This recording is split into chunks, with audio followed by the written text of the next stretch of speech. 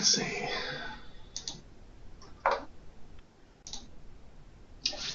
Alright, sorry for the technical difficulties. This is Jeff Daly at PNNL. I'll be presenting the Helix ns3 integration. So this tutorial is going to cover a brief understanding of what ns3 is and does, a brief recap of Helix, just the concepts that are necessary to understand the remainder of the tutorial,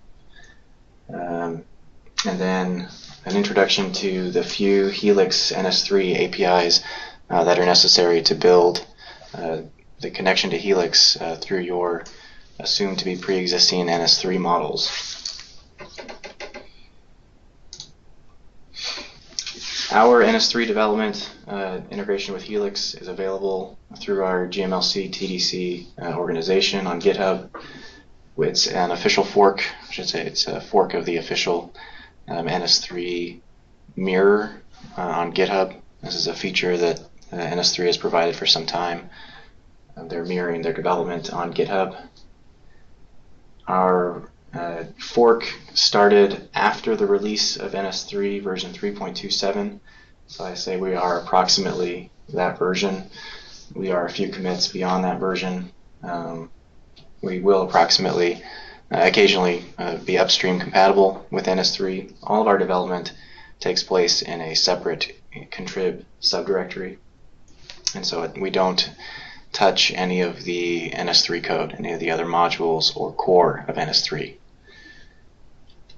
To make it easier on users, when you check out and clone our Git repository, the Helix branch is the default branch.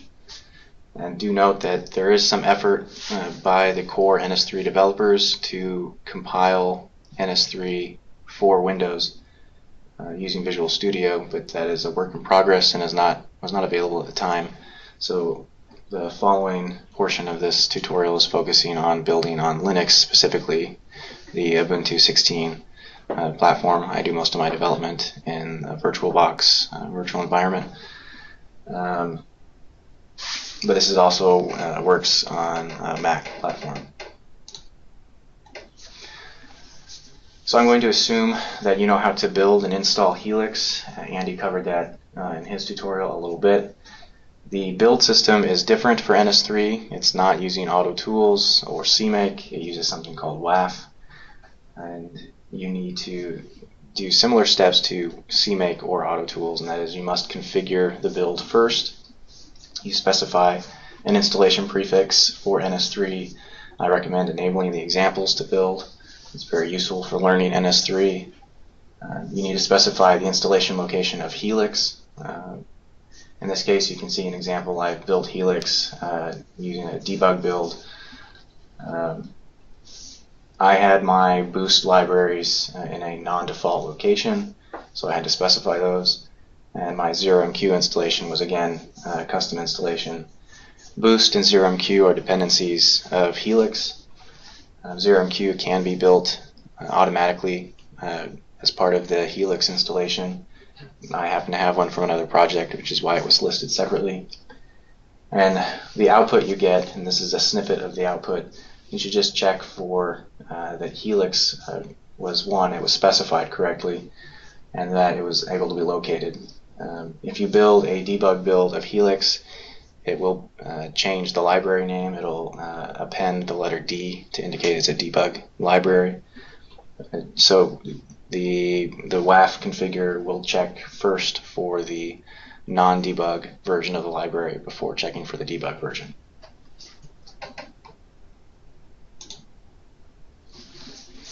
ns3 does provide a good tutorial of learning the basic ns3 concepts. I do recommend going to that link and reading through the tutorial if you're not familiar with ns3.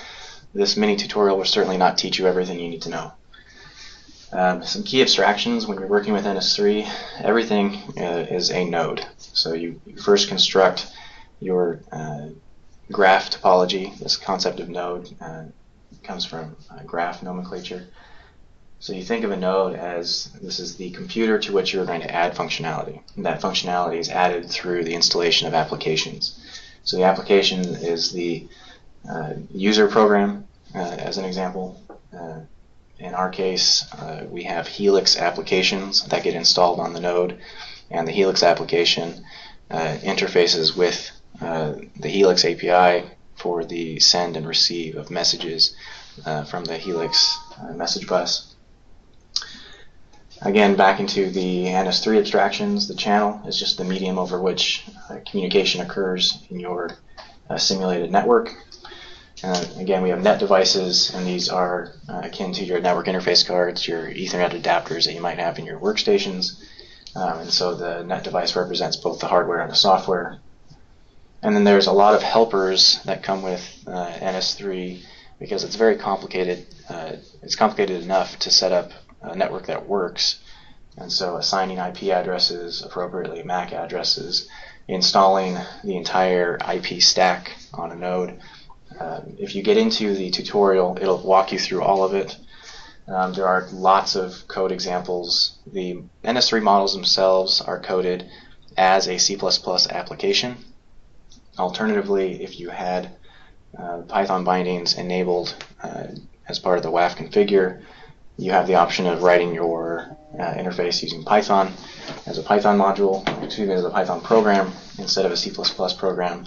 We do not have Python wrappers for the Helix API within ns3 at this time.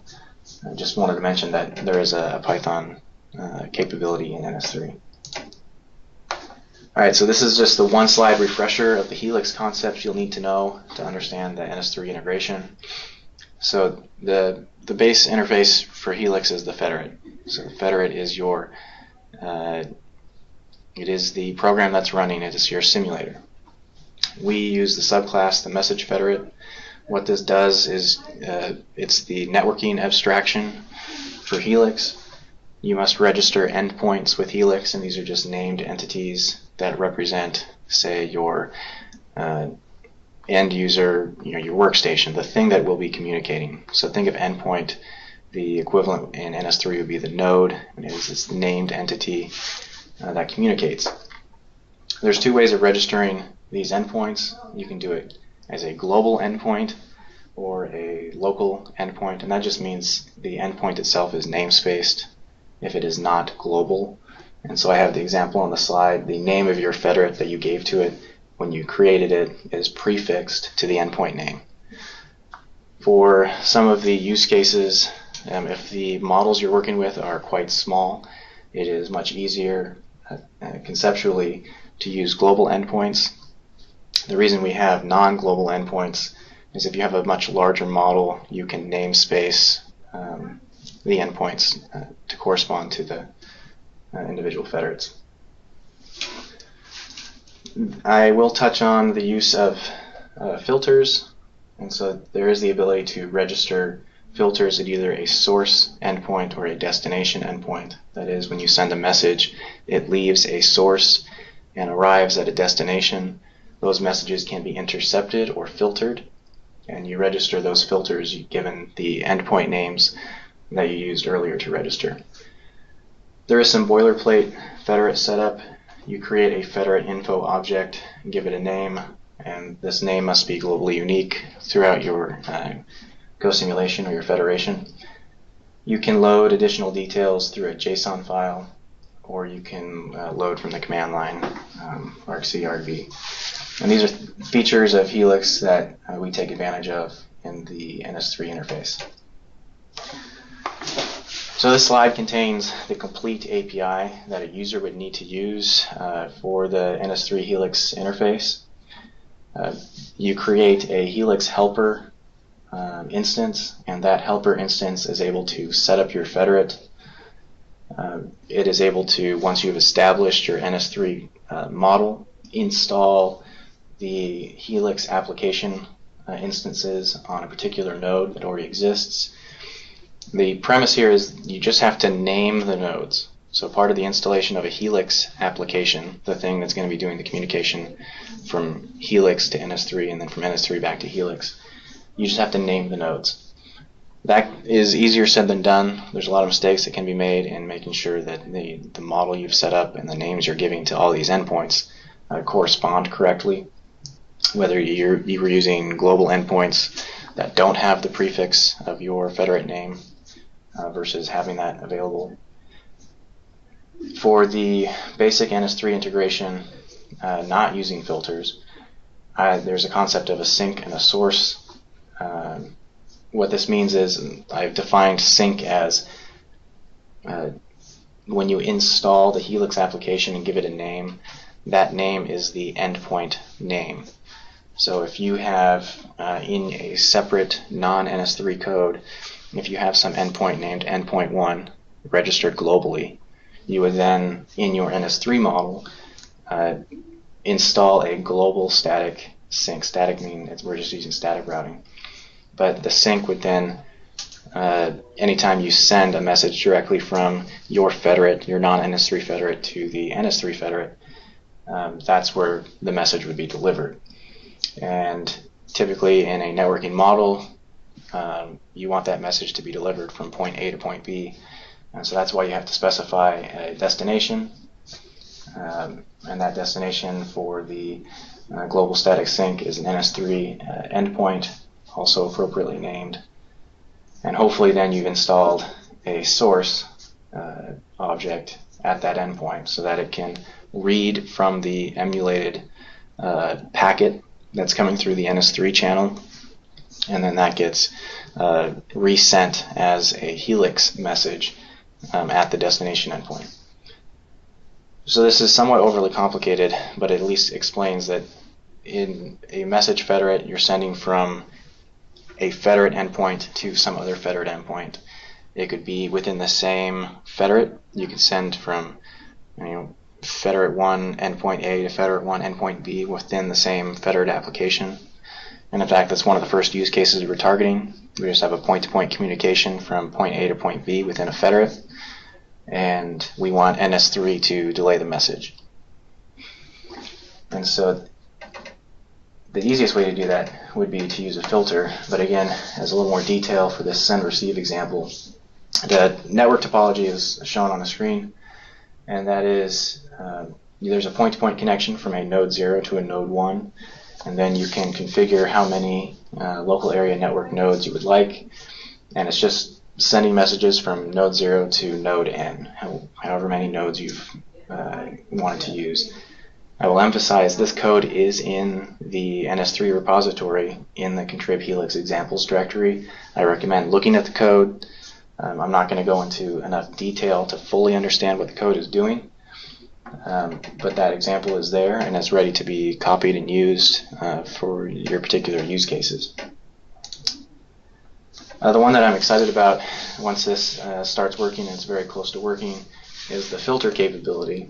And this is nice because you can create your NS3 model however complicated you want to do it. It can be a Wi-Fi model, it could be point-to-point, it can be local area network using CSMA. Just create your model, and then all you have to do is assign endpoint names using the install filter Helix helper function. And this will create rerouting filters. This is using Helix terminology, so that whatever you're doing in your non-NS3 message federate, when you send from point A to point B, so long as the names of those endpoints correspond to what you've installed in your NS3 filter model, those messages will be intercepted, automatically delivered to NS3 to the corresponding named node, sent through the NS3 network, read at the endpoint, and then delivered seamlessly, transparently back to whatever the target endpoint had been outside of NS3. So I believe filters will be the way to go in the future. There's just a few more bugs to work out, but it is nearly complete. I just wanted to highlight that that's another use case for NS3. So like I said, this tutorial is quite small. It's a mini tutorial. It does not cover all that NS3 can do. The example code provided in the NS3 repository in our contrib Helix examples directory is that simple network model that I showed on the previous slide, but you can do many more complicated things in NS3, such as Wi-Fi networks. You can add traffic generators on particular nodes. You can trace packets as they go through the network. And so I recommend building your network models first. Of course, there will be some correspondence to whatever your use case is, but you can build however complicated or simple of a network model in ns3, test it standalone, and then when you're ready to integrate with Helix, you'll just be installing applications on nodes that you've already set up. And then it just becomes a game of making sure the names match the endpoints in your separate message federates. So that's all we had time to cover today. Is there any questions?